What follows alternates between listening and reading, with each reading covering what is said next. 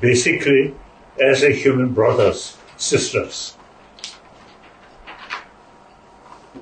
We all, two eyes, one nose, so we are same.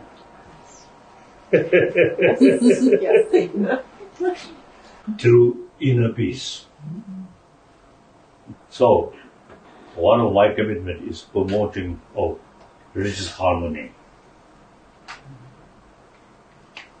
And all carry the message of compassion, with that forgiveness.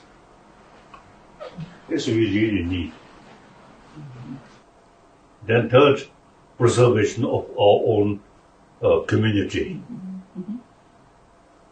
Here India and eventually Tibet also. Well, Your Holiness, it is my great honor to have this audience with you. I am Azra Zaya. I am President Biden's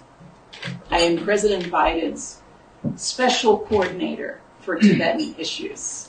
And it is my greatest honor to be able to be received by you. I bring greetings from our president and from the American people, and the best wishes for your good health and our gratitude for your message of peace for the world. America, great nation, and democracy. Yes. Completely freedom. Yes. India also, democracy, democratic country. And all different religious traditions live together here. That's why unity. Yes. Yes. Quite clear. Change Tibetan mind. Completely failed by Chinese communists. Meanwhile, China themselves now thinking, rapidly changing.